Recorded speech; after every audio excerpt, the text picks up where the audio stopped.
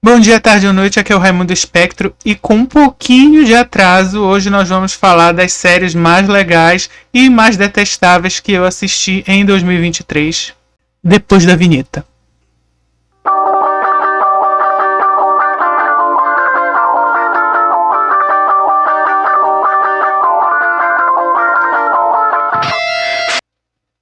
Bom, galera, sem mais delongas, porque esse vídeo já vai ficar bem longo. E basicamente eu quero falar das séries que eu assisti em 2023. Então, só deixando claro, essas não são as séries que eu mais gostei somente, mas foram todas que foram transmitidas esse ano. Ou seja, em 2023 chegaram a mim oficialmente. Seja pelos canais de streaming, ou seja por qualquer outro tipo de outra forma. Mas desde que forma oficial, tá? Então a gente já começa com uma que foi bem badalada no início, que é o The Glory.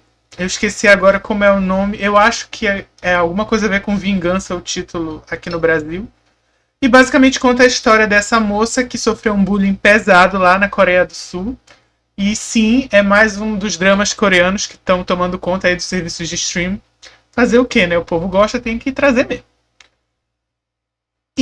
Mas assim, não é aquele bullying, nem aquele bullying moleque, nem aquele bullying que, sei lá, pega o nerd e joga ele no lado do lixo. Não, nós estamos falando de violência física e sexual de formas bizarras e pesadas. E essa garota vai sofrer por um grupo de amigos, de 5 amigos de família rica, e ela não vai ter apoio para enfrentar esse bullying nem da escola, nem da própria mãe. Essa é a realidade. No fim, ela quase tira a própria vida, né? Mas ela, assim, de uma força de vontade incrível, decide seguir adiante.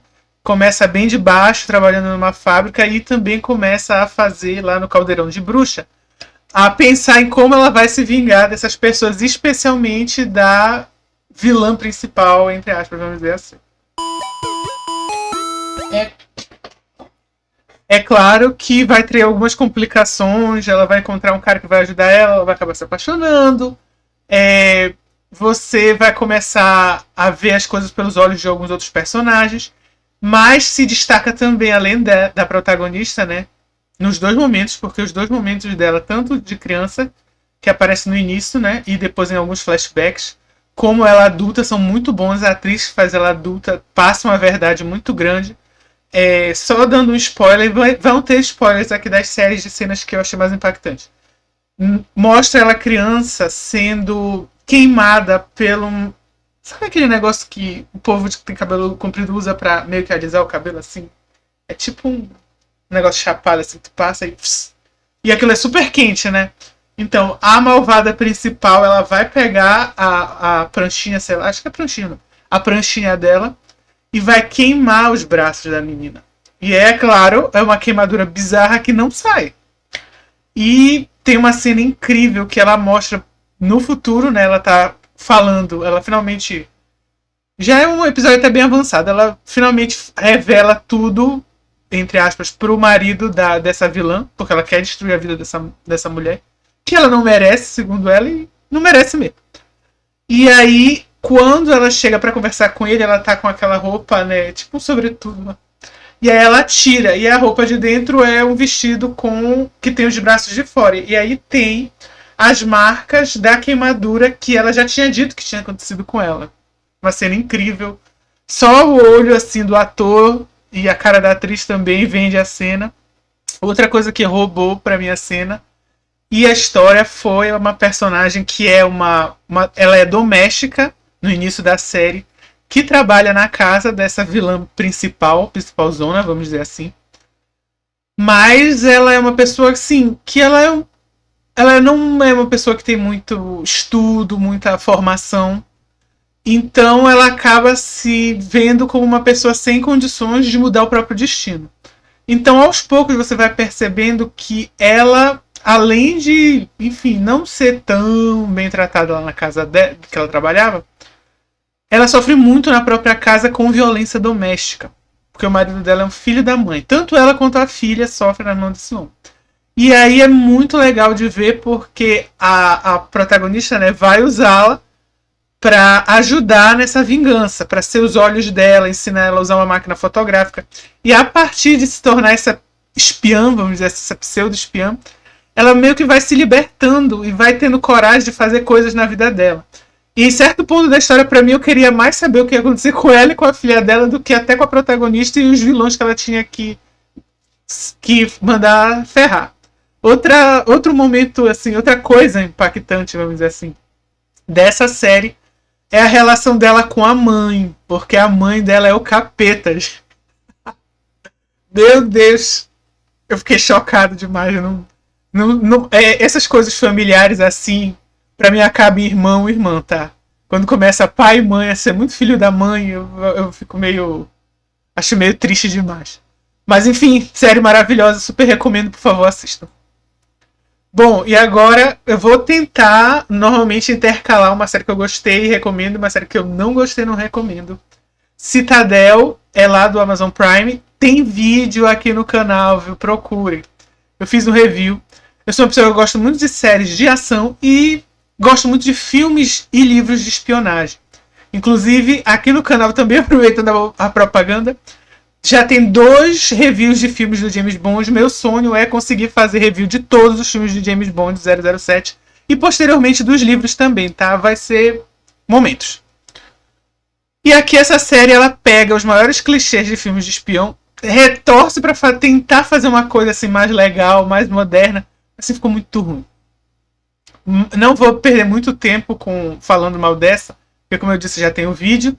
A única coisa que eu salvo é a atuação da protagonista feminina, que é o nome da atriz é Priyanka. Esqueci o sobrenome e esqueci o nome da personagem já. E eu achei que ela é muito boa. Ela é ótima para esse tipo de filme de ação. Tanto ela é bonita, como ela consegue passar uma energia de alguém que seria capaz de fazer as cenas de ação que aparecem lá para ela. Agora, o outro protagonista, o protagonista masculino, ele era aquele cara, não sei se vocês vão lembrar disso, ele era um dos príncipes do norte lá de Game of Thrones. Ele foi também, eu acho que era o Icaris dos Eternos, do filme do Eternos. Enfim, eu nunca gostei dele. E aqui continuo não gostando. Eu acho que pra mim ele tem cara de boneco de cera mesmo. Existem personagens que seriam bons pra ele fazer. Infelizmente, nenhum desses personagens encontraram pra ele, porque insistem em querer botar personagens muitos que deveriam estar expressando muita emoção e pra mim ele não é capaz. Falei. Não gosto dele como ator. Gostei da Priyanka, mas a série, em geral, tem uma narrativa muito fraca. Bom, continuando, não foi uma surpresa pra mim essa série. Eu ia fazer vídeo sobre ela, mas não deu tempo, ano passado, que é Kunk on Earth. E por que não é exatamente uma surpresa? Apesar da série ter chegado aqui finalmente para outros países, ela é uma série britânica lá da BBC. Muitos memes, porque é uma série, acho que já deve ter uns 5, 6 anos por lá, que passa de vez em quando. É tipo como tinha o Cacete Planeta pra gente. Então, entre as séries paródias que eles têm lá na BBC, tinha essa, que é de uma jornalista, claro, uma jornalista falsa, e que fala sobre a história geral, a história da Inglaterra. Nesse que veio para os Estados Unidos e para os outros países, inclusive pra gente, ela trata de fazer vamos dizer assim, uma rápida linha do tempo da Terra mesmo. Então, a civilização surgiu lá na Mesopotâmia, e ela vai trazendo umas super piadocas. Então, assim, eu recomendo, porque eu gosto desse tipo de humor boboca, como eu disse, esse humor Cacete Planeta. Se você não gosta desse tipo de humor, cara, você vai achar um saco. Só que a parte boa, no início do episódio, eu acho que você assistir 10 minutos, você vai saber se você gosta ou se você não gosta. Eu acho que tem um momento que pra mim foi tão... Eu não lembro se esse momento tá nessa série ou se é de um episódio qualquer que viralizou. Mas é um que ela tá lá com uma historiadora falando sobre Jesus Cristo. E ela, com a cara mais séria do mundo, pergunta se o Jesus Cristo pode ser considerado a primeira vítima da cultura do cancelamento. Jesus was killed because people didn't like what he was saying. So, could you call him the first celebrity victim of cancel culture? Desculpe pra mim, mas eu ri demais com isso. É tão bobo. Um humor assim, bem simplório.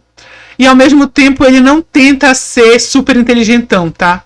Em nenhum momento você vai ver ela tentando dar uma super crítica embasadaça. Até as críticas sociais que ela faz também são simples, sem precisar dramatizar muito.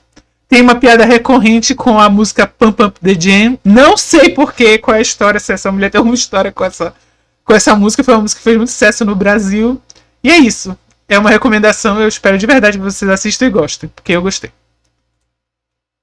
E vamos agora para a primeira decepção do ano. Sabe o que é engraçado? Não é nem a primeira decepção de Star Wars, como não vai ser a primeira decepção de Star Wars nessas retrospectivas que eu tô fazendo, porque daqui a pouco vai ter retrospectiva de outra coisa que não é série, e Star Wars vai estar lá também como bad, como não recomendação, para vocês verem como é a vida. Mas enfim, Ahsoka era uma série que tava mais ou menos esperada, eu acho que mais para pessoas perto da minha geração que chegaram a pegar aquele desenho lá do... Tem dois desenhos. Um dessa geração mais nova, que acabou há uns 2, 3 anos atrás, que é o Rebels, eu acho.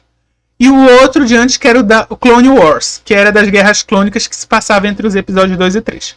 E uma das protagonistas é a Ahsoka, nesse das guerras clônicas. Ela é uma aprendiz de Jedi e muito próxima do Anakin e do Obi-Wan, especial do Anakin, que sabemos vir o Darth Vader.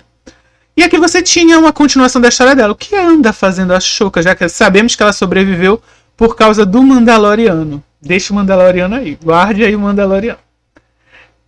Então, ela estava treinando aí pra superar o guerreiro que supera o Super Saiyajin, sabe? Ela estava lá, você vai ter um pouco disso. Você vai ter uma tentativa de falar como é a intriga agora da... Porque a Ahsoka vai se passar pouco tempo depois da queda do Império, quando os rebeldes venceram e agora eles têm que estabelecer esse novo governo, né? Então você ainda tem muitos imperiais por aí que precisam ser caçados, tem gente sumida, enfim, problemas a se resolver na galáxia. Então é esse momento que você vai trazer a Ahsoka. Eu acho que as cenas de lutas foram ok para fracas, o que é uma pena, porque você tem hoje tecnologia para fazer umas cenas de ação incríveis. Os personagens são chatos. Eu botei duas fotos aí, eu botei 3 fotos da Ahsoka assim. Porque ela passa metade da série com os braços cruzados, falando frases assim, soltas. Ai, são profundas, às vezes, mas outras vezes você não tá nem aí. Aí você tem a personagem da Sabine e a outra lá que eu esqueci o nome, e assim. Personagem bem mais ou menos. E aí uma delas tem isso que veio do desenho, né? 2 desenhos diferentes que se juntaram e fizeram uma série como continuação, é a vida. E ela vai atrás desse cara que tá sumido numa outra galáxia, desesperadamente procura por ele, diz que vai fazer de tudo pra encontrar com ele. Aí ela finalmente, spoiler, ela finalmente encontra ele em um dos episódios. E é a coisa mais sem graça que eu já vi. Ela, que bom que você está bem. Eles dão um semi-abraço, eu acho, e é isso. E aí a história continua. Cara, é a coisa mais anticlímax que eu já vi. Não é. Toda vez eu falo isso, mas na hora eu falei assim, foi só isso? Cara, pelo amor de Deus, quem escreveu essa série aí? Pelo amor de Deus. Olha, o melhor personagem é esse cara aqui que eu esqueci o nome, que é o vilão, Sif. Tem esse sabre de luz aí vermelho e ele tem uma aprendizinha lá. Eu gostei mais ou menos da vilã, que é uma vilã resgatada também do Mandaloriano. Ela é tipo uma bruxa Sif e tal. É isso, mas eu sinceramente não recomendo pra ninguém. Nem pra quem é fã de Star Wars eu tô recomendando, tá? Continuando, uma surpresa aqui. Que é essa série brasileira de comédia, chamada B.O. Eu acho que é só esse o meu nome mesmo. E assim, é uma série boa. Se você, como eu disse, se você gosta de comédia escrachada, talvez você goste. Eu gostei. Mas ela é, primeiro de tudo, muito derivativa. Então, se você já viu comédia envolvendo policiais, tipo filmes de Locademia de Polícia, tipo séries Brooklyn Nine-Nine, é aquilo, só que a brasileira, vamos dizer assim. Eu gostei da ideia do protagonista um pouquinho. Ele é um delegado, mas é aquele cara que é super fofo, bonzinho, veio de cidade bem do interior, romântico. Então você tem essa dicotomia dele ter que fazer um trabalho muito difícil. E ele é transferido, a lógica da série, inclusive, é essa. Ele é lá do interiorzinho, ele se envolve num crime de uma forma bem estranha e consegue solucionar. impressiona todo mundo, e aí ele é transferido para uma delegacia lá no Rio de Janeiro, no subúrbio do Rio de Janeiro, onde sabemos que é barra pesada, e você tem até essa cena é ótima, você tem até uma parede inteira com quem foi o delegado, quando foi que veio, quando foi que morreu, foi assassinado, provavelmente pelo tráfico, essas coisas. Mas ela não é pesada, então isso é uma coisa interessante. Apesar de a gente estar falando de Brasil, isso que eu achei incrível. Só tem crime besta, sabe? Só tem coisa besta, as piadas são simples, não tem nada muito pesado. É um humor que eu sinto que talvez esteja voltando, que é aquele humor que não perde tanto tempo falando mal dos outros. Eu vou elaborar mais isso em outros vídeos, mas é a mesma coisa do Kank on Earth. As críticas sociais fódicas são bem menores, bem mais legais por isso. Porque quando você estende muito, fica chato. Eu acho que eles perceberam isso. Então aqui você tem personagens bem diversos, que quando traz essas críticas, traz de uma forma bem simples, bem pequena, bem orgânica, que você só dá risada. Você não precisa ficar o tempo todo naquele episódio remanchando naquilo. Mas é isso, eu gostei da protagonista feminina que faz tipo um parzinho romântico com ele. Achei ela engraçada. Eu sei que ela é comediante. Já vi há muito tempo coisa dela assim em vídeos do YouTube. Todo mundo é comediante. Tô deixando claro, todo mundo é comediante de alguma forma. Não necessariamente comédia de stand-up ou esse tipo de apresentação, mas já trabalhou com comédia antes. O meu personagem favorito, porém, foi aquele personagem. Ai, eu tô com uma memória péssima. Mas enfim, ele é um cara que já é policial há mais tempo, é um cara enorme. E ele tem umas frases de efeito ótimas, ele já chega. Ele tem um bordão que é procedimento padrão. E aí ele faz a coisa mais absurda, tipo, entrar pela parede porque a porta não tá abrindo. E aí todo mundo olha e ele fala, calma gente, isso é procedimento padrão da polícia. Então eu gostei bastante. É isso. É bobo, mas eu pessoalmente recomendo. Você gosta de um humor leve, assim, que não tenta o tempo todo ofender ninguém. Aí, B.O. pra vocês. É engraçado, porque eu sou uma pessoa tão estranha que eu gosto dos dois tipos, né? Eu gosto quando ofende bastante. E eu gosto também quando não ofende ninguém. Eu acho que tem valor nos dois. Bom, agora vamos a uma polêmica. Porque, de novo, se eu tava ali no humor bobo, aqui estamos no humor ridiculamente exagerado, escrachado, bizonho. O Obliterated, que aqui no Brasil, se não me engano, é Explosivos que ficou. Enfim, é uma série muito trash. Ela é do trash. Ela é baseada... Não, perdão. Ela foi produzida por quem produziu... Tá produzindo ainda, que não acabou, né? Cobra Kai. Então você já sabe o tipo de humor que vem. E basicamente eles são uma equipe dos Estados Unidos, né? De soldados que trabalham em situações mais extremas de espionagem. Eles, na verdade, quando você para pra pensar um pouquinho na série, o que é que eles são? Eles são uma paródia de filmes de ação dos Estados Unidos, em especial lá dos anos 80, início dos 90, que a gente tanto gosta, mas sabe que é ruim. Então essa é a lógica. O protagonista, por exemplo, ele... E assim, eles deixam claro que eles se inspiram no Rambo, no fulano de tal, etc. E nesse patriotismo maluco e tal. E todos os personagens vão ter um pouquinho desses clichês desses personagens de filmes de ação. Mas o que eu... Tem uma coisa que eu achei muito legal e uma coisa que eu achei... Uma coisa que eu achei muito legal, uma coisa que eu achei muito bizarra e uma coisa que eu achei que ficou cansativa. O que eu achei que ficou muito legal é o fato de que cada um desses personagens não é simplesmente jogado pra encher a linguiça da história.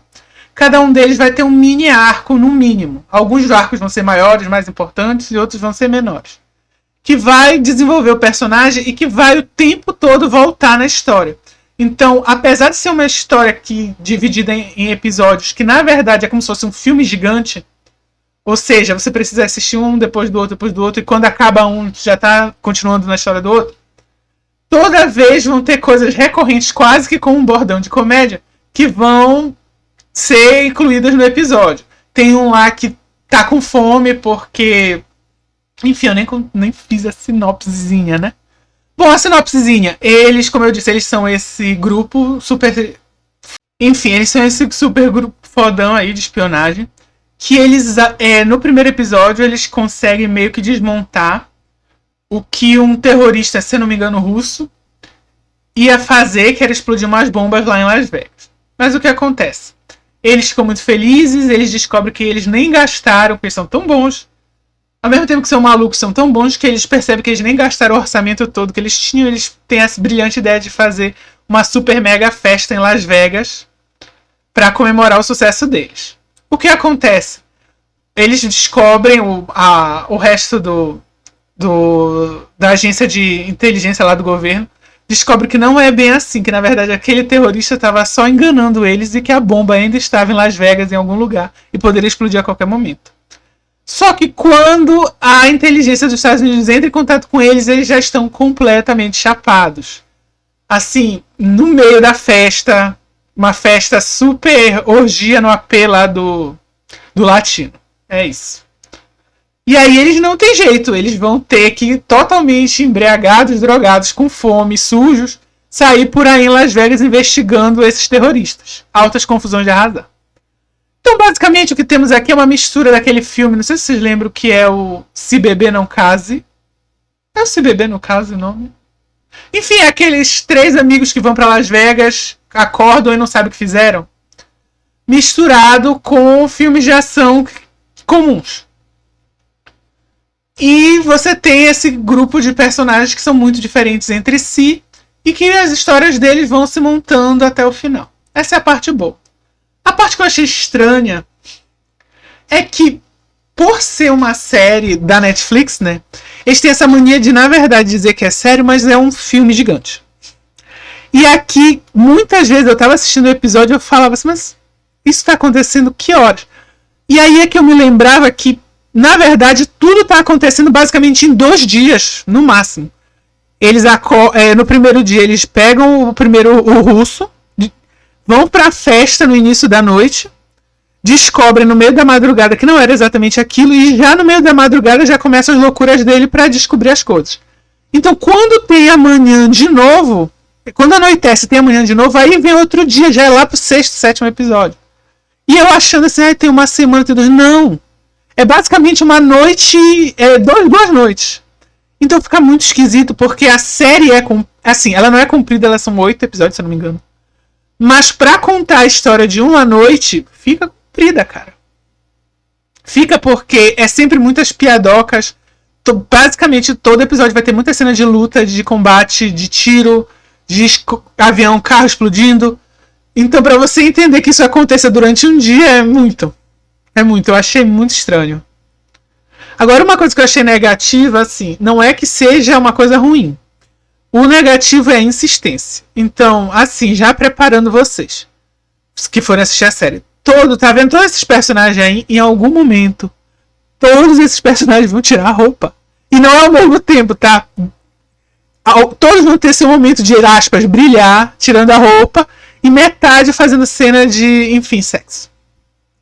É um foco muito grande na hipersexualização dos personagens. Não é só uma questão cômica, tá? Eu achei, pelo menos. Eu achei que eles usaram isso pra vender mesmo. Olha, tá vendo? Você achou essa atriz bonita, você achou esse ator bonito? Estarão pelados em algum momento do filme. Assista. Ou da série. Assista. Então é isso. Não é uma coisa ruim, mas se você cansou da hipersexualização das pessoas, assim, em séries da Netflix, fuja correndo dessa aqui, porque essa aí é mais uma. Mas é isso, então, eu recomendo ou não recomendo? Cara, eu não sei, já fiz aqui as minhas ressalvas. Se você tem problema com esse tipo de humor, e é um humor que ele não chega a ser exatamente ofensivo, nem tão politicamente incorreto. Mas ele faz piada com algumas coisas não tão legais, como assassinato, assédio sexual, estereótipos de etnia, enfim. Então, se você tem problemas com isso, também evite. Se você gosta de coisas escrachadas e trash como eu acho que você podia dar uma chance, tem chance de você gostar. Eu imagino que seja o tipo de coisa que a crítica especializada deve estar dizendo que é o pior lixo das galáxias, e eu não os culpo dessa vez. Continuando, temos uma... Pra mim, foi uma surpresa, Mask Girl, porque eu não vi ninguém falando sobre essa série. Ela simplesmente surgiu lá na Netflix também. E eu li a sinopse, porque eu achei a imagem, né, a thumb do... Não sei se eles chamam de thumb, mas enfim. A imagenzinha que tava lá chamou minha atenção. Não era essa que eu botei aí, mas chamou minha atenção, e quando eu li a sinopse eu achei interessante. Então, basicamente, você tem uma garota que ela sempre quis ser artista, em especial uma idol, que é um nome que eles gostam de usar lá em países da Ásia, né? Que é aquela garota que é bonita, canta bem e se apresenta e as pessoas idolatram. Só que o que acontece? À medida que ela foi crescendo, ela viu, né? E as pessoas foram dizendo pra ela, além dela ter se percebido, como uma mulher feia. A partir da adolescência, ela vai percebendo que ela é uma mulher feia. E ela não teria a mínima condição de seguir carreira desse tipo. Essa é a triste realidade. E aí ela vai virar uma assalariada comum da Coreia do Sul. Mais um drama coreano. Parabéns, Coreia. O que acontece? Certo ponto a tecnologia avança. Chegamos ao mundo onde estamos hoje, onde OnlyFans existe. Vídeos do YouTube existem. Estamos aqui, né? E ela percebe que ela pode mais ou menos fazer aquilo que ela gostava. Só que qual é a jogada dela? Como ela sabe, né, vamos dizer assim, que ela sabe que é feia, ela usa uma máscara e faz as apresentações de idol que ela sempre quis fazer. E aí ela também sensualiza bastante e aí consegue um grande número de fãs na internet somente, onde ela não revela o rosto e continua tendo um trabalho normal durante a manhã. Um desses fãs acaba se apaixonando por ela, muitos se apaixonam, mas um desses acaba se apaixonando mais. E a partir dessa paixão tem uma grande tragédia que vão virando outras tragédias. A primeira coisa que é interessante é entender que de 2 em 2 episódios eles meio que vão dar uma mudada no período. Então os 2 primeiros é ela no escritório mostrando como ela é como Mask Girl. Os 2 seguintes vão ser ela fugindo depois daquela catástrofe, fugindo da vida antiga. Fez altas cirurgias plásticas e sendo perseguido por uma outra senhora, por outra mulher. E os 2 últimos, super spoiler, vão ser ela presa e ela sabendo que a filha dela, que ela achava que estava segura, está sofrendo risco por causa de algo que ela fez no passado. Cada uma desses momentos, eu achei isso muito inteligente, né, de quem produziu a série, vão ser feitos por atrizes diferentes. Então essa mesma personagem vai ser feita por atrizes diferentes dependendo de que momento da vida ela está. Eu achei bem interessante. Foi meio que um flop. Eu acho que muitas pessoas não acharam tão interessante porque é aqueles thrillers onde toda hora tem uma grande reviravolta. E aí muda o foco, muda o que vai acontecer. Quem você acha que vai morrer não morre. Quem você acha que não vai morrer morre. Então esse tipo de coisa ocorre. E outro problema que eu achei é que, apesar do título, e você tem um pouquinho dessa crítica, né, ao mundo dos idols, de esse exagero, da preocupação exagerada com a forma física, com o rosto, com a beleza, ela fica muito lá no início. Muito na época lá do início, vamos dizer assim, pré-crime. Você tem também uma crítica a essa cultura meio otaku hentai, vamos dizer assim, otaku tarado. Ou seja, um desses personagens que eu falei no início que se apaixona por ela é aquele cara que é viciado em desenhos animados japoneses e ao mesmo tempo em desenhos animados japoneses voltado para esse público erótico. E ele, é claro, é um cara super solitário, que tem uma mãe muito rígida e tudo mais. Então você tinha elementos para criar uma história bem contemporânea, fazer alguma crítica social se quisesse, enfim. Mas isso vai sendo deixado de lado porque o mais importante é o thriller em si. Tudo é pano de fundo para esse thriller. É interessante porque, no geral, isso é bom. Mas aqui eu queria ver esses elementos sendo explorados e não teve. Infelizmente, não deu tempo, né? Paciência. Mas eu gostei bastante da série e eu super recomendo. Eu tenho até que reunir forças para falar dessa delícia.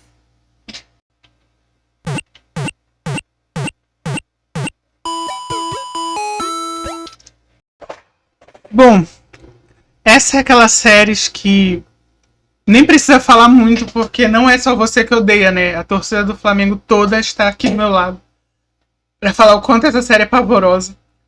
Ela é baseada num quadrinho que existe, que é a Invasão Secreta. Até trouxe a minha edição aqui no encadernado. Enfim, o que é que eu queria dizer? Nos quadrinhos você tem esse momento pós-guerra civil, tá? Em que uma nave estranha cai na Terra Selvagem.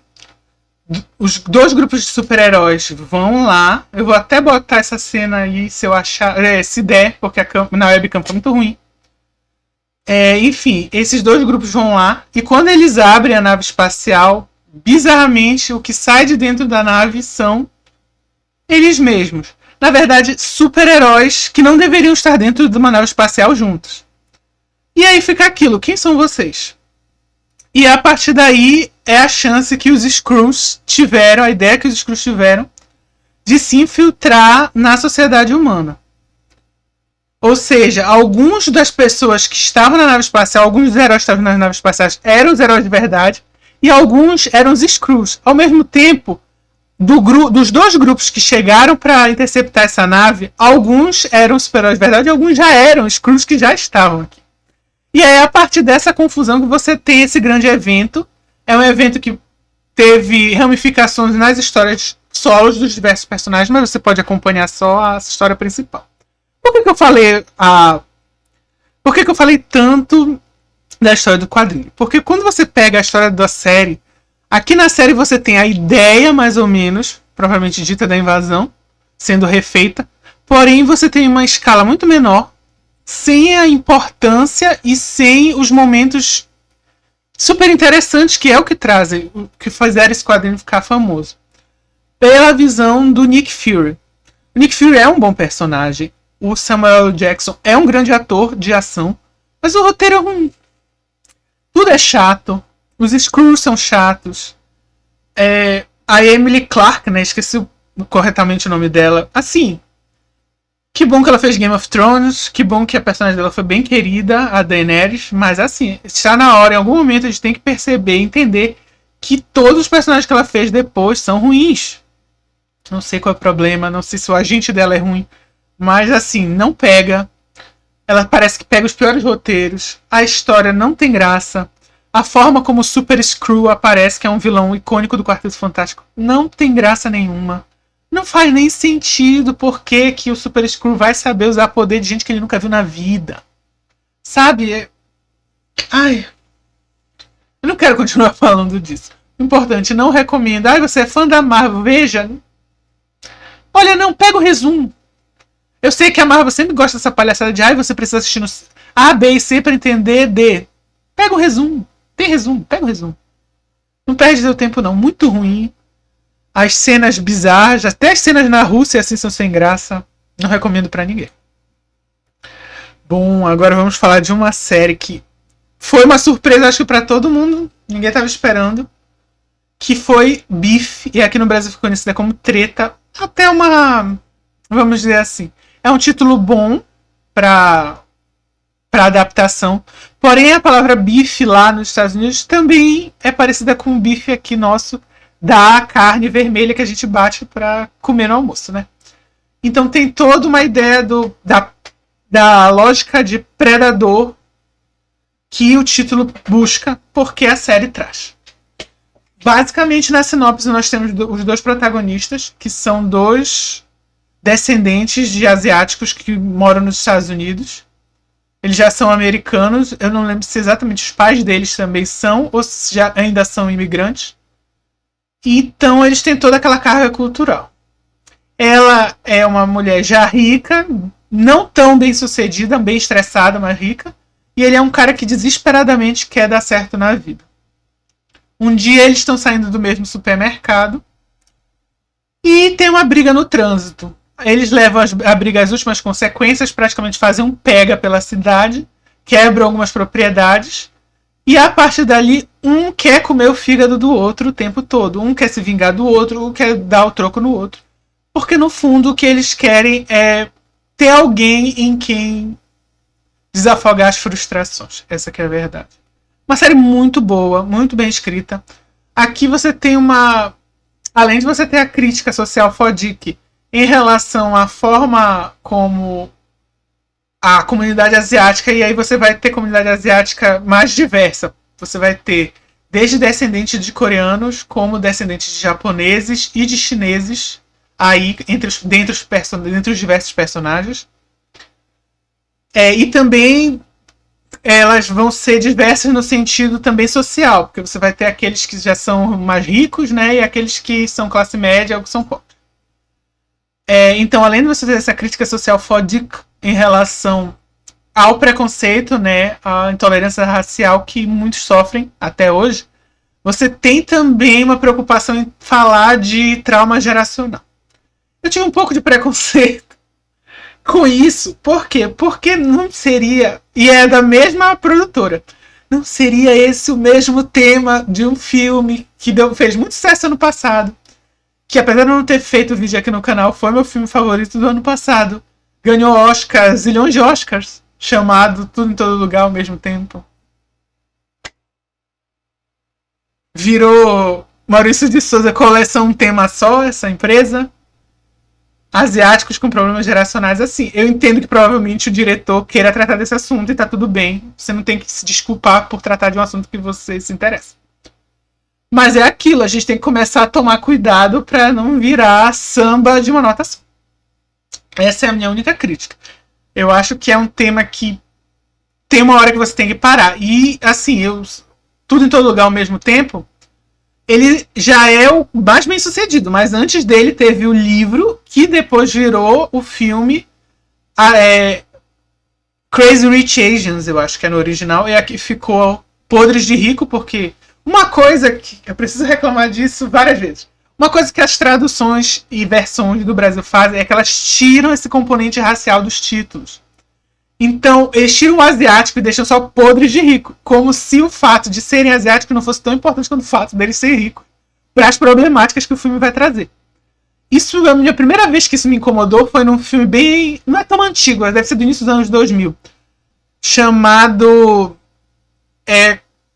Crazy Black Woman, alguma coisa assim, e ficou mulher à beira de um ataque de nervo, mulher com ataque de nervo, enfim. Eles tiraram o negra do título. E é importante para aquele filme? Sim, porque é um daqueles filmes onde você tem uma família de pessoas negras, assim, que tem vários problemas. Você tem a que ficou rica, mas que depois fica pobre. Você tem a que se envolveu com drogas. Ou seja, o componente racial é importante para o filme, portanto deveria ser importante para o título. Eu não sei porque aqui no Brasil eles sempre tentam tirar isso. Bom, agora eu já vi minha reclamação que não tem absolutamente nada a ver com a série, onde eles só tiraram o componente alimentício. A gente fala de uma série que é muito boa. Todos os episódios assim eu gostei.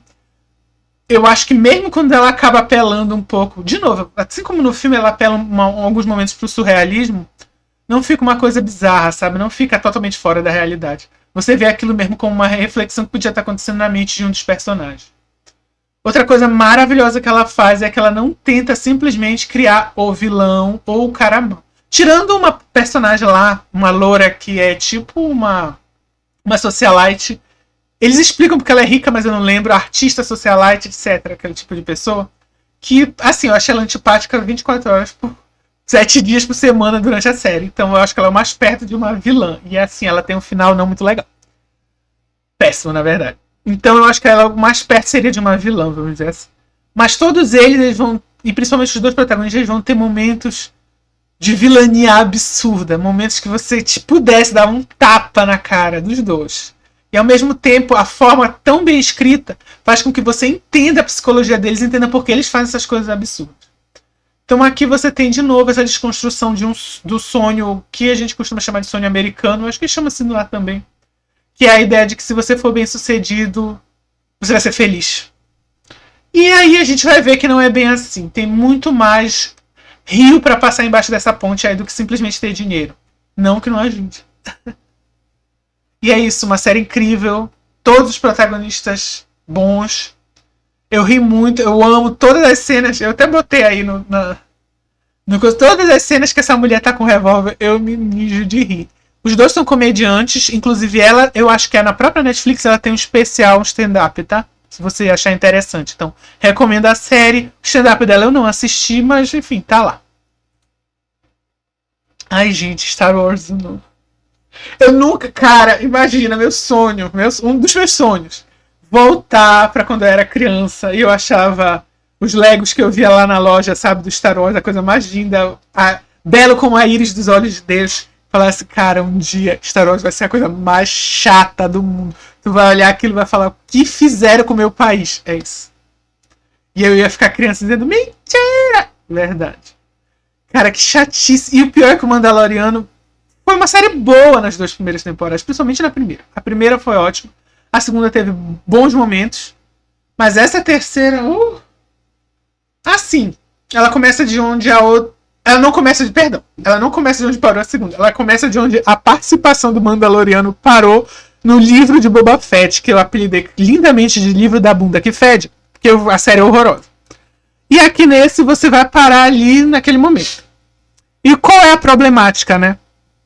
O Grogu está de volta com o Mandaloriano. Ele não quis ficar treinando lá com o Luke. E o Mandaloriano está com o sabre negro, que é esse sabre que permite que o Mandaloriano que o possua seja o rei, o líder, o presidente, o diretor, enfim, o faraó, sei lá, a palavra que vocês queiram, que comanda os Mandalorianos. Porém, uma outra pessoa acha que é a dona desse, por direito, a dona desse sabre, que é a Bo-Katan, eu acho que é o nome dessa personagem. Ela aparecia nos desenhos também, tá? Das Guerras Clônicas. Mas assim, você acha que a série vai ser sobre eles entrando em guerra? Não, eles vão ficar amiguinhos. Eles vão resolver de outra forma. Você vai ver um monte de gente com capacete o tempo todo. Você vai ter episódios que o Mandaloriano mal vai aparecer. Tem 2 episódios que, meu Deus, por quê? Um é um episódio que, se eu não me engano, eles são é centrado em 2 personagens que provavelmente eles querem estar sedimentando para outras séries ou filmes. Que são ex-imperiais que você acha que eles estão se reformando para fazer coisas boas, mas na verdade tem aquela vibe meio cientista maluco, e aí tô tentando evitar dar spoiler. E tem outro que tem até a participação de Jack Black, que assim, parece um momento Alice no País das Maravilhas. É pavoroso, não tem nada a ver com o que tá acontecendo sabe, é uma quebra de ritmo. E a série, esse é o primeiro problema da série. O ritmo dela é todo quebrado. Tem um episódio que o Mandaloriano e o Grogu finalmente chegam no planeta dos Mandalorians, que tá todo fumado lá por causa da poluição, eu esqueci exatamente. E aí ele fica preso, e aí o Baby Yoda tem que pegar, eu deixo chamar de Grogu. O Baby Yoda tem que pegar a nave, aí ele fala com a Bo-Katan pra resgatar ele, que tá preso lá num lugar. E aí eles vão ficando amigos, enfim. Então você tem muito isso, sabe? De vai e volta. Tanto o argumento, isso é engraçado, quanto o que acontece na série é muito vai e volta, vai e volta, vai e volta. Não sei, não estou interessado pra continuação, pra 4ª temporada. Eu achei morno. Morno, quando estava bom, estava morno. Terrível. Eu não sei o que está acontecendo com essas séries de Star Wars, que eles simplesmente não conseguem pegar argumentos sólidos pra fazer, pra produzir. Não tá bom. Bom, e agora uma série que só eu acho que eu estou assistindo, que chama The Gilded Age, e é aqui no Brasil a Era Dourada.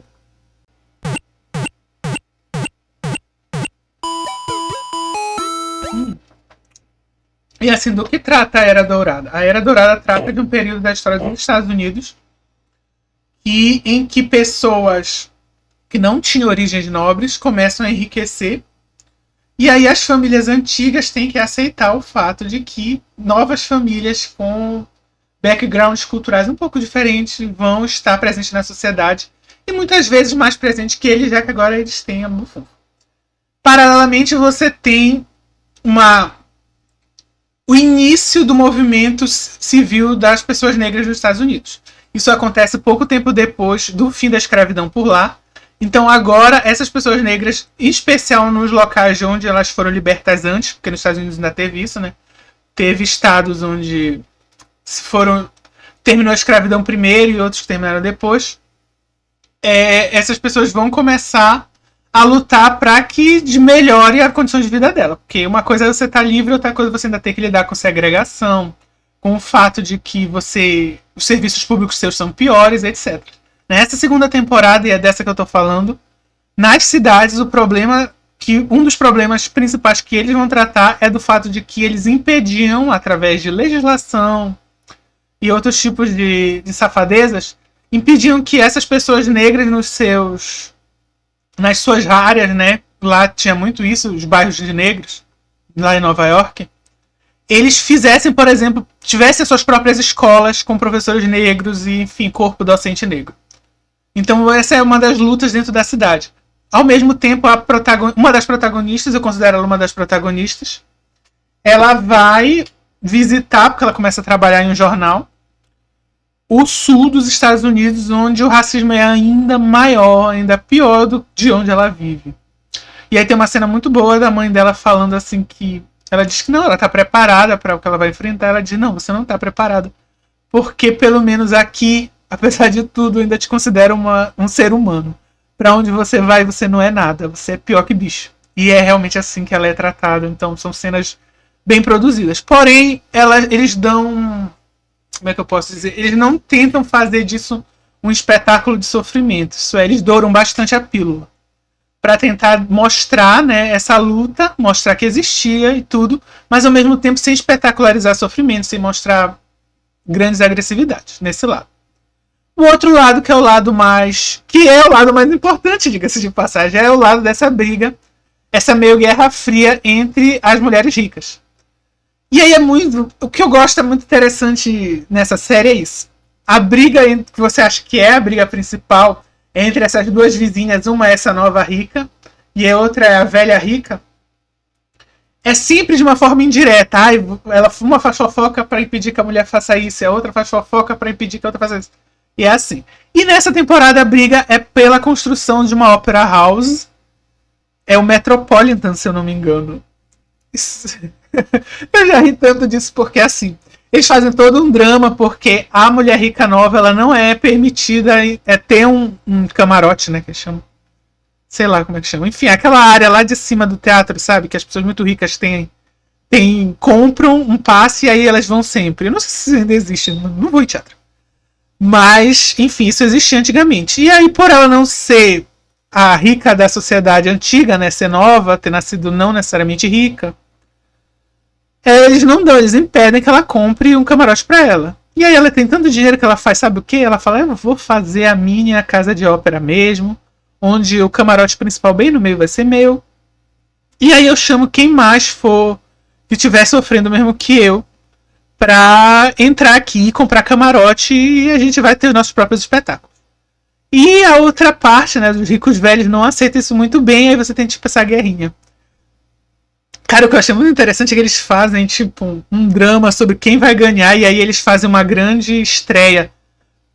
A casa de ópera que os ricos velhos usam, faz uma grande estreia no dia que essa outra ópera vai abrir, que também é uma grande estreia. E você tem, ai meu Deus, pra onde a cidade foi, pra onde a cidade vai, quem vai ser mais badalada. Sendo que você sabe quem ganhou se você for no Google e pesquisar por 5 segundos que a Metropolitan House of New York existe até hoje. Claro que não é nas mãos dessas famílias ricas que produziram, se não me engano, já até é da cidade de Nova York, não tenho certeza. Então, o fato deles conseguirem levantar essa... Como é que eu posso dizer? Deles conseguirem trazer um drama, deixar você preocupado, não preocupado, mas assim, será que vai acontecer? Como será? Quem vai ganhar? Por uma coisa que você já sabe. Assim, basta você pesquisar que você sabe quem ganhou a briga. E é isso.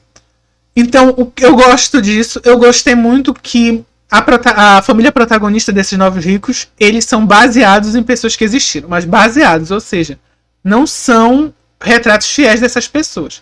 Eles vão ter características e momentos da vida que essas pessoas viveram misturado com de outras pessoas para trazer esses personagens originais. Mas eles trazem o feeling da época, que é o que eles queriam. A única coisa que eu não gostei dessa temporada foi que tem um personagem, que é até o personagem que eu botei na thumb, que ele é um cara que existiu de verdade. Sem ressalvas, o nome é o mesmo nome. E ele foi um desses precursores do movimento por direitos civis lá nos Estados Unidos. E aí eles fazem toda uma historinha de novela mexicana, dele se apaixonando pela moça lá, a outra personagem. Só que assim, gente, o cara existiu, ele era casado na época. É de bom tom. Porque não cria mais um outro personagem baseado nele que fosse, sei lá, um primo que não existe na vida real pra ter tudo isso e o outro personagem tá lá. Dava, né? Então eu não achei de bom tom isso.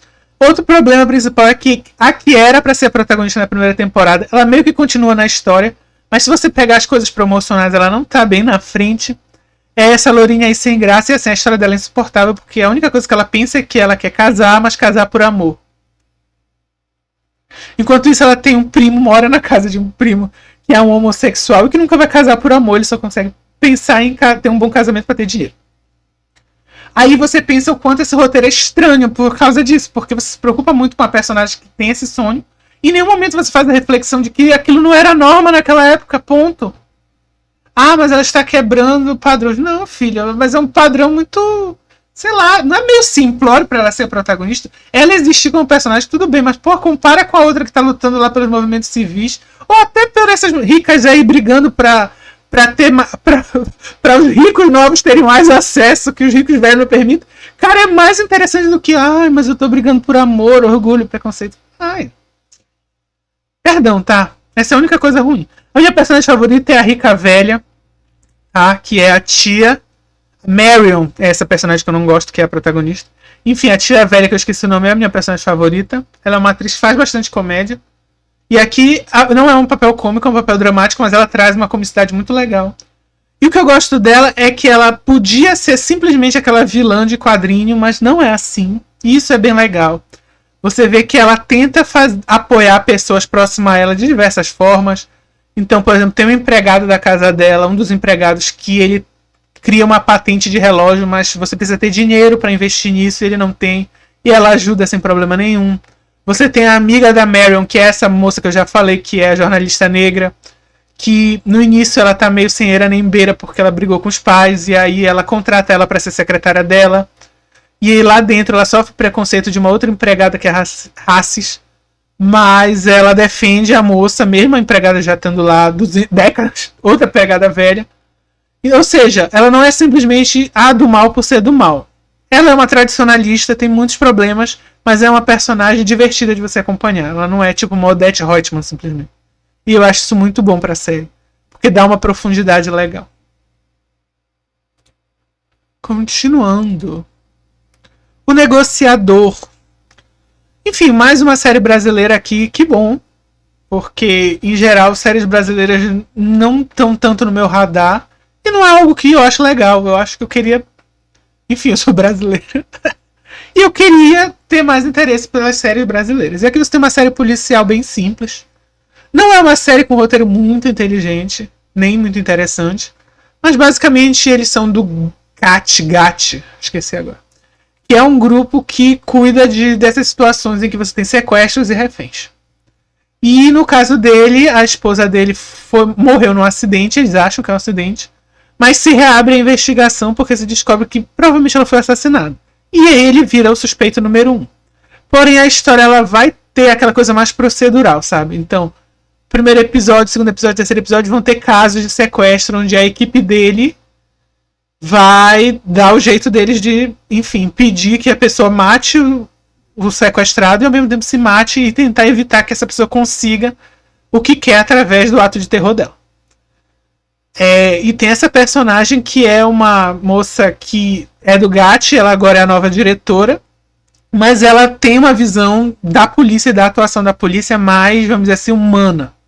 Ela estudou em outros locais, etc. Então, quando ela volta para a polícia e pega esse trabalho, ela já não vê com bons olhos muito da brutalidade policial, que eles ainda utilizam bastante. Isso é algo que aparece na série, também de uma forma meio dourada, mas que não finge, não glorifica, tá? Então eu achei legal. É isso, não é uma série muito inteligente, mas é uma série divertida e é legal de assistir. É legal você acompanhar, ver, tentar adivinhar o que vai acontecer, esse tipo de coisa. Mas eu já vou logo avisando. Tudo que acontece aqui vão ser clichês do gênero. Então, aquela coisa clichê que você acha que vai acontecer, vai. Ai, gente. A pior série que eu assisti em 2023. Meu Deus, onde eu tava com a cabeça. Chama Wolfpack. E só posteriormente que eu assisti. Parabéns pra mim, eu sei. Eu descobri que ela é um spin-off de... Eu não sei se ela é exatamente um spin-off, ela é só inspirada. Uma série chamada Teen Wolf. Que é o lobo adolescente, o lobisomem adolescente. Quer dizer, a fruta não sai muito longe da árvore. Vamos começar. Por que eu assisti a série? Porque depois de muitos anos tivemos a Buffy. E aqui no canal já tem 2 reviews de Buffy. De vez em quando sai, daqui a pouco vai sair já a partir da segunda temporada. Terminamos a primeira e estamos na segunda temporada de Buffy aqui no canal. Que é a Sarah Michelle Gellar, a atriz. E fazia muito tempo que ela não fazia nada envolvendo o sobrenatural. E eu falei, quer saber? Irei assistir. E a primeira surpresa foi, quando eu já estava assistindo, que o Rodrigo Santoro tá no elenco, inclusive. Então você é fã do Rodrigo Santoro, dê aí sua chance se você quiser. Eu não recomendo, o roteiro é ruim, as atuações, inclusive dos jovens, é uma série para jovens, para o público jovem, em que a maioria dos protagonistas também é jovem. Eles não são bons. A própria Sarah Michelle Gellar tá engessada. O Rodrigo Santoro tenta. E é isso. Eu não gostei da série. Ela é uma tentativa de modernizar um tipo de criatura que eu não vejo como o lobisomem precisa de modernização, sabe? Ele é aquilo. Ele se transforma em lobisomem. Aí se você quiser botar que é na lua cheia, ou se quiser botar que ele se transforma quando ele quer. E aí ele comete as brutalidades dele. E aí ele pode encontrar outro lobisomem e brigar por causa disso, e etc. Não tem muito como fugir disso. Eu não sei como durou tanto tempo o Teen Wolf lá. Não sou contra nem a favor da série. Mas aquilo não é... As pessoas põem muito não digo uma dicotomia, mas como se tivesse algum tipo de rivalidade em histórias de lobisomem e histórias de vampiros. Mas a verdade é que elas são muito diferentes entre si, né? A essência delas é muito diferente, apesar de se tratar de monstros. Quem gosta mais de monstros vai entender o que eu tô falando. Porque a crise existencial que todos os monstros trazem, todo tipo de monstro inventado pela humanidade em histórias, são formas que as pessoas antigas, nossos ancestrais, tinham de tentar trazer as angústias de comunidades sociais que eles tinham. Então, aquela que os lobisomens trazem é bem diferente, bem mais simplória daquela que os vampiros foram trazendo ao longo da história. Essa é a minha opinião. Então é isso. Não gostei da história, ela começa chata. Tem também, pra quem gosta, uma vibe assim meio ambientalista, então tem esse lado bom pra alguém aí também. Não dou a mínima. Então, The Night Agent foi uma surpresa pra mim. Eu assisti essa série em 2 vezes. A série é até compridinha, mas foram 2 vezes que eu não podia dormir. E aí eu falei, vou ver. Primeira vez eu assisti 3 episódios e meio. E aí em outra noite que eu fiquei mais tempo acordado, eu assisti todo o resto. E aquilo é uma série de ação bem by the numbers. Nada demais. O que acontece é que esse personagem aqui, ele é um agente lá, normal, do Bureau dos Estados Unidos. E, em certo ponto, ele salva algumas pessoas de um ataque terrorista que está acontecendo dentro de um trem. Só que as investigações do ataque terrorista não são muito assim. Tem toda uma conspiração envolvida por trás que ele não tinha conhecimento nenhum. E aí, uma forma de meio que presentear e ao mesmo tempo se certificar de que ele não vai ser investigado pelo grande público, nem vai se expor, é dar para ele esse trabalho de agente noturno. E o que é o agente noturno? Ele fica numa mesa, sentado, durante a noite, esperando alguma ligação secreta num telefone que fica na mesa. Quando ele atende essa ligação, quem chama é uma moça que morava com, eu acho que era tio ou padrinhos dela, enfim, que eram grandes pesquisadores lá, cientistas dos Estados Unidos e que estavam envolvidos em espionagem. E aí ela liga para ele e a partir daí ele quer fazer de tudo para salvá-la e isso vai esbarrar em algumas pessoas dentro do governo americano. Paralelamente, você tem a história da filha do presidente da história, que é uma garota super boboca da idade dela, super impressionável, e que acaba sendo seduzida por um cara que é terrorista e é sequestrado, e aí tem esses 2 outros agentes que tem que libertar, né, achá-la e libertá-la, e as 2 histórias estão entrelaçadas, tanto da bomba que o cara sobreviveu e salvou as pessoas, quanto a moça que ligou para ele durante a noite, ele tá tentando proteger, e a filha do presidente foi sequestrada, e tudo vai se soltando aos poucos. Eu não lembro se ela é filha do presidente ou do vice. E a presidente é uma mulher, enfim. O que eu achei? Eu gostei da história, eu achei que é um filme divertido, uma série divertida de ação. O protagonista, ele consegue vender bem as cenas de ação. Eu não vi ele muito no papel dramático ainda. Mas assim, o pouco que teve, ele foi bem. A outra moça, a protagonista, também foi bem. O outro, a dupla, né, de agentes que tenta salvar a moça, né, a filha do presidente. Eu achei que eles tiveram até bastante química. Eu gostei também deles. Mas sabe o que me decepcionou? Uma bobagem. Eu achava que teria sido mais interessante se fosse tipo aquelas séries que tinha quando a gente era criança, sabe? Que cada episódio seria alguém ligando e fosse um caso diferente. Porque aí fica... Eles usam o nome, né? The Night Agent. Mas o tempo que ele fica como agente noturno mesmo, lá na mesa, é minúsculo, né? É só pra dar o pontapé inicial da ação, da história. Então vamos lá. Queremos falar da terceira temporada de The Witcher? Não, não queremos. Mas estamos aqui. Eu vou falar bem rapidinho. A série teve uma primeira temporada muito boa. E uma segunda temporada que começa boa e depois vai ficando insuportável. Então a terceira temporada, assim, praticamente eu não salvei nada dela, assim, de coisas interessantes. É muito triste porque é uma série que é promissora. Ela vem de um livro que fez bastante sucesso, a ponto de virar uma franquia de videogames que fez muito sucesso. E tem um ator que, assim, fez algum sucesso vivendo o Superman, que é um dos personagens mais importantes das histórias em quadrinhos. Então, esse fracasso, assim, da Netflix em The Witcher, ele é pra botar nos livros de história mesmo, tá? É até difícil entender como eles conseguiram chegar nesse ponto. Eu poderia passar um vídeo inteiro só... Talvez até um dia eu faça isso. Só descrevendo as coisas que eu acho que são bem problemáticas em The Witcher. Mas principalmente eu acho que isso é algo que eu vejo em outras séries de fantasias que eu assisti nesses últimos anos. Por exemplo, a série do Senhor dos Anéis lá da Amazon, Os Anéis do Sofrer. A Willow, que foi tão ruim que não sou nem eu dizendo, todo mundo achou ruim. A Roda do Tempo, né?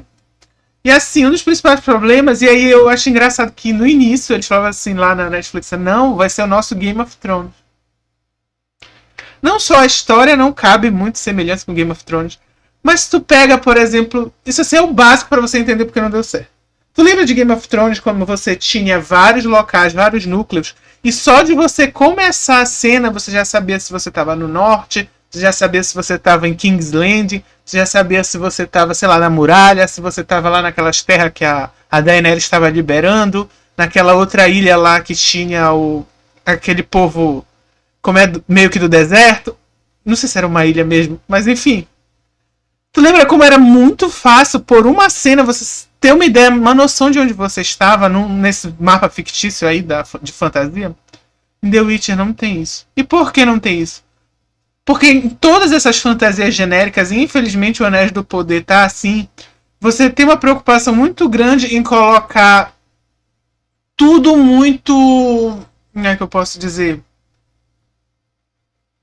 Tudo muito inspirado em jogos de RPG de mesa. O que eu quero dizer? Você pega, por exemplo, um bruxo. Sem ser o bruxo The Witch, tá? Um mago. E aí você tem aquela ideia de como o mago se veste. Mas você tem que pensar primeiro. Um mago de tal lugar, que vivesse nesse lugar e que tivesse uma descendência de tal lugar, se vestiria como? Você não tem uma lógica simples como essa nessa série, nenhuma dessas que eu comentei, mas nessa principalmente. Então é por isso que sempre vai ser ruim. Todo mundo se veste de formas estranhas. Literalmente a única facção que tem uma roupa que chama a atenção, que você... Uma roupa não, uma caracterização em si, que você sabe diferenciar dos outros, é o dos bruxos, o The Witcher e os comparsas lá dele. O resto pode ser qualquer um. Aquelas bruxas que aparecem podem ser literalmente qualquer mulher o tempo todo. Mesmo que elas venham da mesma cidade. E assim, se você tá pegando uma coisa inspirada em fantasia medieval, você tem que entender que as pessoas viviam em cidades isoladas. Então, toda cidadezinha que aparece no The Witcher parece qualquer uma de todas as outras que já apareceram antes. Você não consegue diferenciar nada. Eu não conseguia diferenciar onde você estava na escola das bruxas, onde você estava lá no outro lugar, onde um reino que o cara estava fazendo uma conspiração. Ou quando você estava lá com Jaskier numa cidade. Podia ser exatamente o mesmo lugar. Porque todo mundo se vestia das mesmas formas, tinha a mesma aparência, falava das mesmas formas. Não se davam nem o trabalho de trocar o filtro, sabe? O único lugar que você tinha a mínima lógica de mudar a forma como as pessoas falavam, se vestiam e a aparência, é quando você tinha aquele povo da mata, né, da floresta, esqueci o nome agora, que aparece lá no final da terceira temporada, ajuda o bruxão lá, E aparece bastante na primeira temporada, impedindo que a Ciri seja sequestrada. São os únicos que chamam a atenção assim por essa diferenciação. O resto é tudo a mesma coisa. Todo vilão usa armadura preta. Ai, desculpa, é terrível, tudo terrível. E assim, a história não tem um clímax interessante. Os personagens são chatos, eles têm uma preocupação muito grande em dizer que está tendo uma grande conspiração, quando você nem sequer consegue entender qual é a motivação de cada um dos personagens, tirando o do The Witcher, a Ciri mais ou menos, e da outra protagonista lá, bruxa, que eu esqueci o nome. Uma pena eu ter esquecido o nome da personagem, porque realmente é talvez a única personagem boa dessa série toda. Mesmo o personagem do Henry Cavill, sei lá como é que fala. Ele não é assim. Ele poderia ser mais interessante se fosse melhor trabalhado. Mas são poucos os episódios em que ele é bem trabalhado. E assim, teve toda aquela polêmica dele ter saído e tal. E assim, existem várias versões de por que ele saiu. Alguns dizem que foi porque ele não concordava que o material original estava sendo destroçado para fazer essa série péssima. E outros diziam que ele tinha um relacionamento muito ruim com as pessoas da produção e eles não estavam conseguindo trabalhar em conjunto. As duas coisas podem ser verdade nesse caso. E assim, para pensar, supondo que você é um ator que já está muito bem, assim, não digo que ele já é um ator consagrado, porque não é. Mas eu não digo no sentido de qualidade, mas eu digo no sentido de conseguir papéis que te dão muito destaque. E aí você vai para uma série que, originalmente, se ele jogou os games, eu acredito que sim, pelo modo que ele falava, ou lê os livros, que segundo ele também ele leu, onde você tem um foco grande nesse personagem. E aí você vai com o seu agente, ele te dá esse personagem. Aí você chega na série e é o tempo todo dividindo com outros personagens menores que não tem nem de longe o mesmo apelo. Faz sentido nenhuma forma como essa série foi escrita. Nenhum. Bom, chega de falar de coisa ruim, bora falar de uma coisa que é quase tão ruim, mas eu vou dar um positivo. Vou recomendar que assistam, porque eu gostei do final. E comparado com as coisas que a Disney está fazendo com a Marvel recentemente, esse foi uma das poucas salvações de lavoura do ano. Eu acho que essa segunda temporada de Loki, ela é no nível da primeira. Eu não vi tanta diferença assim. Ela é no nível da primeira. A única coisa que essa tem de menos que eu gostava na primeira foi aqueles outros vários Lokis de diversos mundos, que eles são bem divertidos juntos. E outra coisa que essa segunda tem melhor é que a Sylvie, que é aquela Loki mulher, né, de uma das coisas do universo por quem ele se apaixona, ela aparece menos, porque eu preciso dizer que ela é provavelmente uma das personagens mais chatas que a Marvel Disney já fez. Eu não consigo aturar a chatice dessa personagem.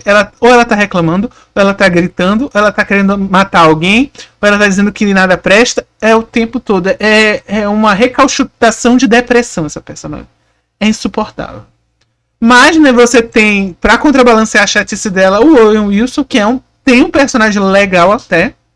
Eu achei o personagem legal. É Mobius o nome dele, eu não lembro direito.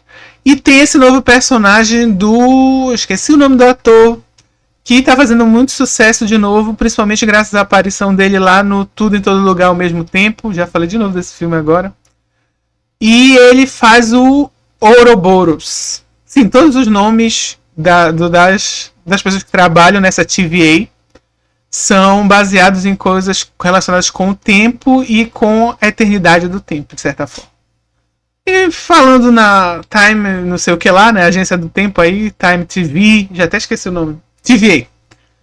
Vamos rapidinho pra sinopse. Então, o Loki, depois das peripécias dele no último filme dos Vingadores, acaba sendo transportado para essa seção intergaláctica, interplanetária, intertemporal, que se certifica de que outras realidades não vão existir em detrimento da realidade verdadeira, porque segundo eles existe uma realidade que deve ser seguida, e devido a ações erradas de algumas dessas pessoas, incluindo do próprio Loki, outras realidades vão sendo criadas o tempo todo e muitas delas precisam ser expurgadas.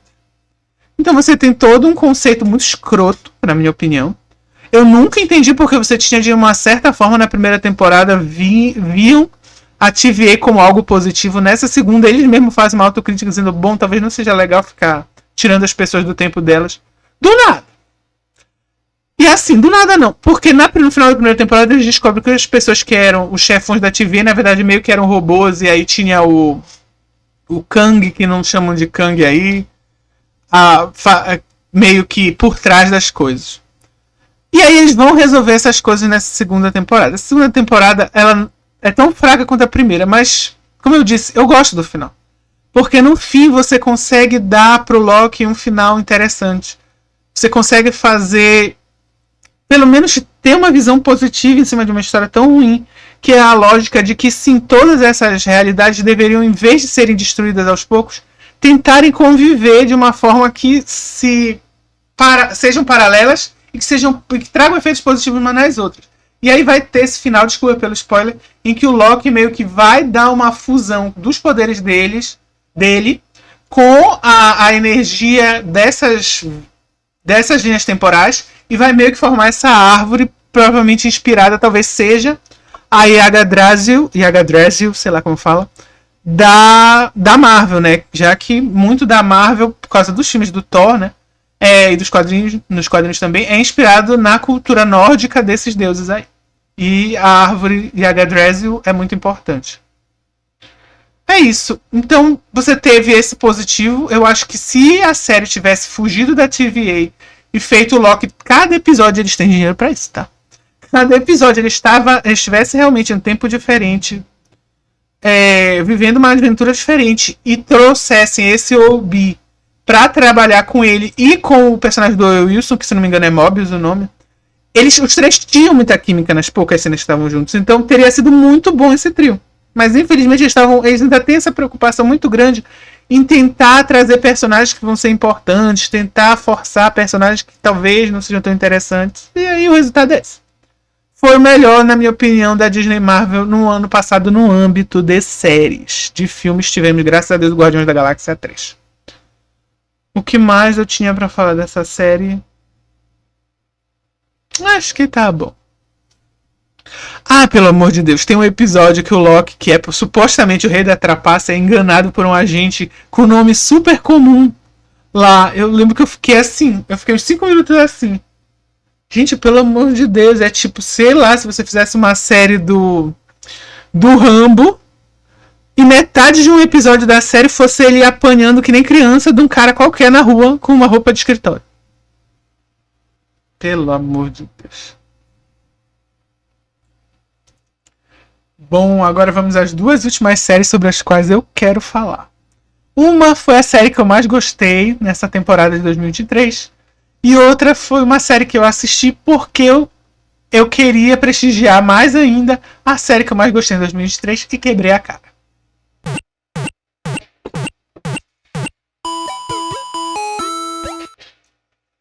Então vamos começar pela que eu quebrei a cara.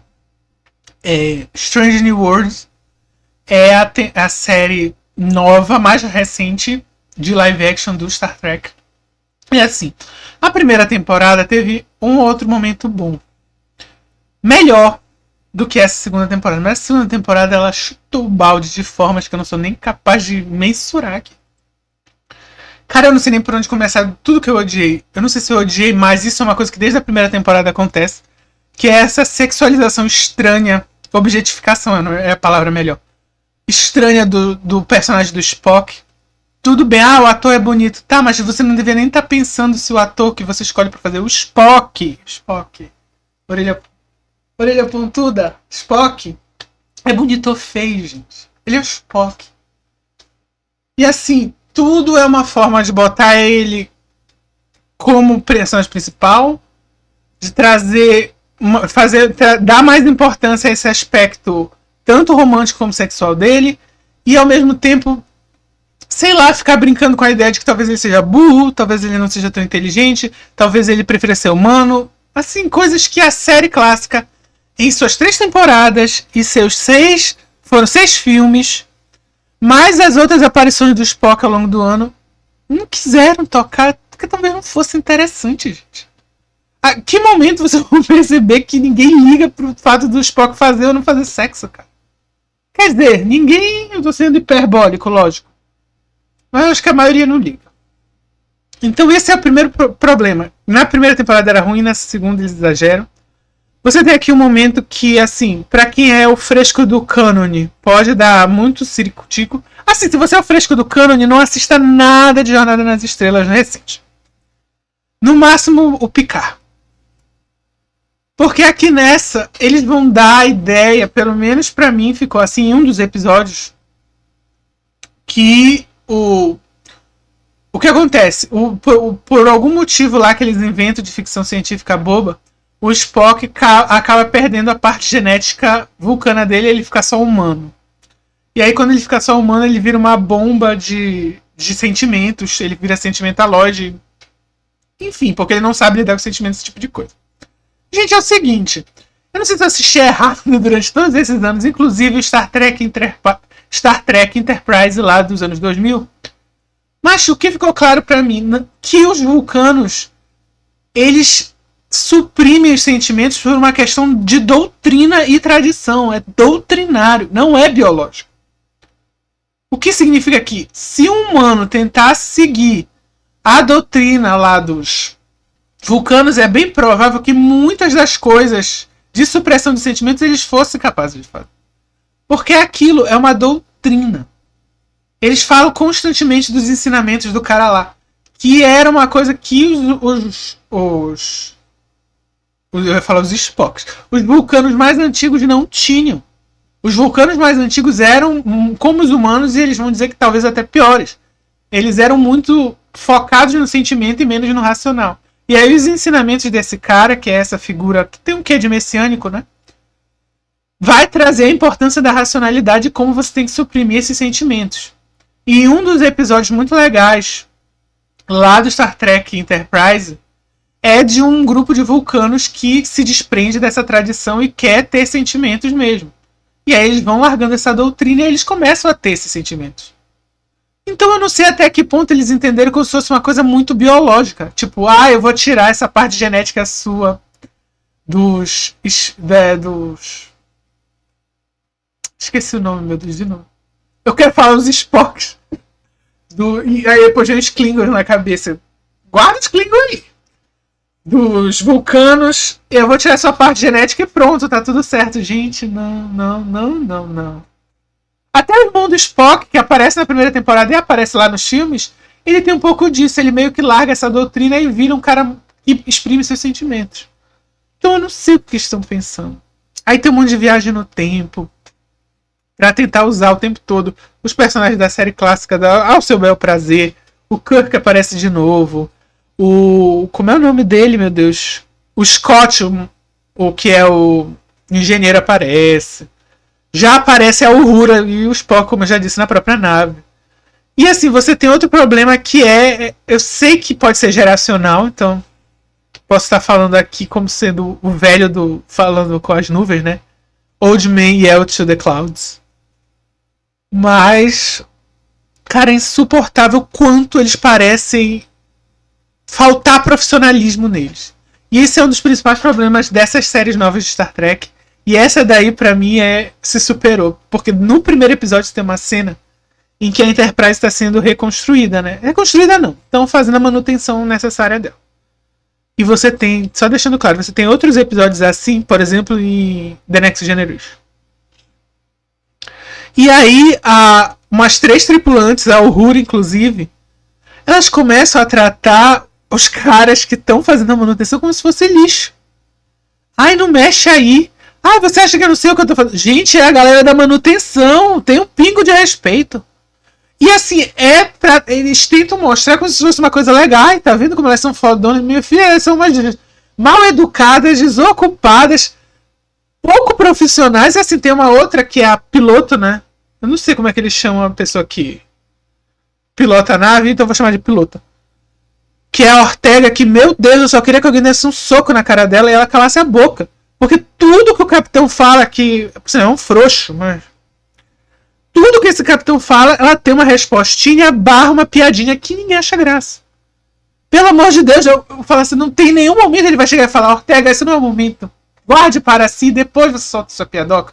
Vocês lembram, vocês que assistiram Star Trek, vocês lembram de uma época que às vezes o cara queria falar alguma coisa que o capitão podia não gostar? Ele falava assim, permission to speak freely, sir. Permissão para falar livremente, senhor. Dane-se. Ela fala mesmo. Fala a primeira besteira que vem na cabeça. Ai. Nossa, tudo é muito infantiloide. Tem aquele episódio maravilhoso, só que de ponta cabeça, onde eles passam uma nebulosa, sei lá, enfim, dá um negócio lá, um curto-circuito na nave do povo. E aí tanto a nave dele quanto a nave dos Klingons começa a falar sempre cantando, e aí é um grande episódio musical. E assim, vamos deixar uma coisa clara. O episódio musical de Jornada nas Estrelas é ruim. Gente, tudo depende do roteiro. Em mãos capazes, qualquer roteiro vira uma coisa boa. Mas vamos entender uma coisa. Supondo que em The Next Generation, lá pra quinta, sexta temporada, você tivesse um episódio musical. E aí o comandante, né, o Capitão Picard e a Beverly Crusher começassem a cantar e tal. Gente, não é o mesmo feeling que eu tive com vendo essa nova tripulação. Porque pra mim, essa tripulação nova é feita de um monte de palhaço. Palhaço, já não levo. Tirando o médico lá, o Mabenga, que tem um episódio bom, onde tem lá um criminoso de guerra Klingon, que ele conhece e tudo mais. Gente, eu não levo ninguém ali a sério. Então, se eles, do nada, não precisava nebulosa. Se do nada põe uma garrafa no meio da ponte e começa a dançar o Chan na boquinha da garrafa e o capitão começa a quebrar ali a cintura, assim, eu ia achar ridículo. Mas tava no personagem, porque ele é um palhaço. Todos ali são palhaços. Eles não conseguem levar a sério. E assim, me desculpa falar, mas esse humor, eu não levo nada a sério. É irônicozinho. Mas é tão ridículo, né? Ficção científica. Que bom que funciona pra vocês aí, funcionou pra quem produzir a série. Pra mim não funciona. Eu acho que uma série estilo Jornada nas Estrelas, uma das dificuldades dela é você fazer com que o ator pareça que tá levando a sério. E até você vai ver algumas entrevistas, principalmente de Capitão, que às vezes eles estavam falando coisas que eles decoraram e eles não tinham a mínima ideia do que era. Porque era aquela coisa meio tecnológica, meio futurística, pra dar um verniz de realidade. Pra quê? Diz que a rebimboca da parafuseta lá deu pau, e aí por isso a nave parou e faz um episódio tipo aquele do Chapolin que eles estão empurrando a nave. No caso, o Chapolin tá empurrando o carro, né? No meio da guerra. Dane-se, ninguém liga, tudo é piada. Horrível. Eu não recomendo pra quem é fã de Star Trek, eu não recomendo pra mim no futuro, eu não recomendo pra ninguém essa série. Terrível. E eu não falei nem metade de tudo que é ruim que eu queria falar, e talvez eu faça um vídeo só pra meter o pau nessa série. Bom, agora, momento sublime, pois vamos falar da série que eu mais gostei em 2023. Picard, a terceira temporada. Não só gostei muito, como aqui no canal temos review de todos os episódios. Por favor, vão lá. Quem tiver interesse na série, fala sobre cada um dos episódios, como eu me senti quando assisti. E assim, depois de 2 temporadas muito ruins, a terceira temporada de Picard salva a lavoura. Cara, mas salva muito bem salvado. É uma série que é também como se fosse um grande filme. Mas você tem aqui um respeito pela série original e pelos personagens originais. E eu acho que isso é o mais importante. É uma série que dignifica esses personagens dando seus... não digo finais, porque nenhum deles vai embora, sim, dessa vida, né? Mas dá um destino para esses personagens que faz sentido. Faz com que alguns personagens que talvez fossem cair na obscuridade por causa da irrelevância nos plots de alguns episódios aparecessem mais. E dá um propósito pra ficção científica de Jornada nas Estrelas, porque assim, não estava trazendo nada de contundente nas histórias.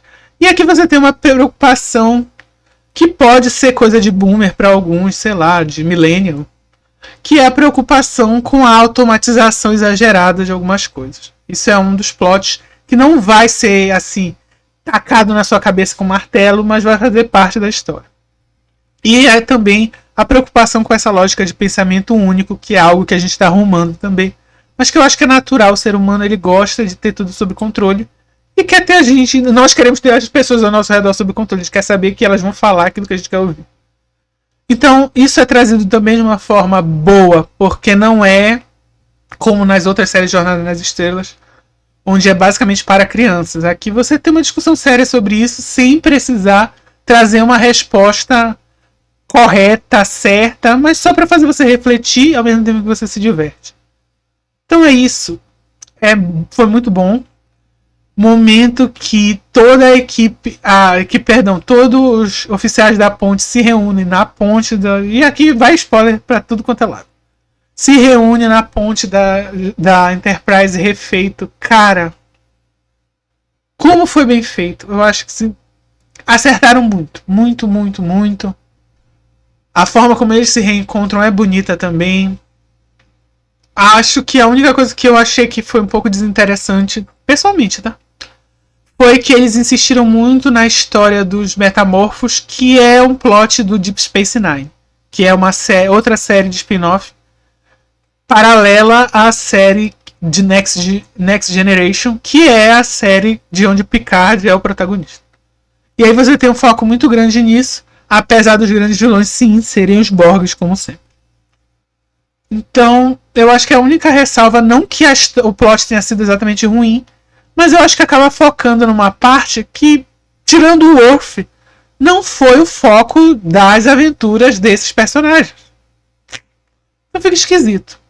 E também teve um pouco de confusão na forma como eles fizeram para ressuscitar o Data, sendo que na primeira temporada eles já tinham feito toda uma solene despedida, para você ver que eles não tinham muita noção do que eles estavam fazendo.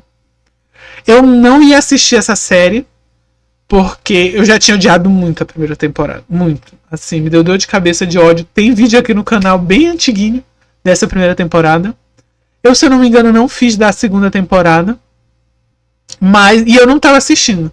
Até que eu li uma notícia que durante um dos episódios, eu não lembro se era no final do último episódio ou se em algum momento dos episódios, veio uma notícia dizendo: olha, na terceira temporada, todos os protagonistas de Star Trek Next Generation vão aparecer ao lado de Picard. No início eu achei uma filha da puta. Enfim, uma filha da baranagem. Vocês entenderam o que eu quis dizer? Uma FDPzice dos produtores em fazerem isso. Porque a gente está falando do trabalho dos outros. Por mais que eu odeie e tenha vontade de vomitar lembrando daqueles episódios, assim, enquanto você tem um casting todo novo, com exceção do Picard, você vê que o negócio não tá andando, e aí você do nada fala assim: olha, não se preocupem, que o povo que você gosta tá vindo para substituir esses palhaços, não deixa de ser um pouco de sacanagem com o povo que tava fazendo o trabalho deles, né? Mas dos males que vem para o bem, porque essa terceira temporada acabou sendo boa por isso. Graças a Deus. Ia ser muito triste se a última vez que esses personagens aparecessem juntos, que sabe Deus se vai ser possível eles continuarem aparecendo juntos, já que muitos deles, inclusive o próprio Patrick Stewart, né, já tá numa idade quase avançada. Então ia ser muito triste se a última participação deles juntos, atuando juntos numa aventura espacial juntos, fosse uma série ruim. E não foi. Foram episódios muito bons. Você tem pontas soltas sendo cortadas que você nem imagina, tipo, nem te prometeram. Cara, tem um episódio lá que a Ro aparece. Não me prometeram, eu não sabia. Quando ela apareceu, eu falei: meu Deus, eu não acredito que vão tratar disso. Ninguém pediu, eles deram. Cara, não é difícil fazer fã feliz. Não é. Você só não quer. Eu acho que uma coisa que Picard deixou isso claro: é muito fácil. Vocês não fazem porque vocês não querem. E é isso. Foi pra mim a melhor série de 2023 por causa disso. Óbvio que aqui eu estou sendo bem... como é que eu posso dizer? Bem bobinho, porque eu estou falando de uma série que eu já sou muito fã. Então, óbvio que eu ia puxar a sardinha pra Star Trek de alguma forma. Mas essas foram as séries que eu assisti em 2023. E vocês? Quais foram as séries que vocês assistiram em 2023? Que séries vocês gostaram e não gostaram? Por favor, deixa aqui nos comentários o que vocês acharam da minha listinha. E quais as séries que vocês queriam falar a respeito, que vocês acham que pouca gente falou, que vocês acham que muita gente falou e acham estranho não ter assistido. É isso, obrigado e até a próxima. E fiquem aí que vai ter mais vai ter mais retrospectiva fora de época aqui no canal.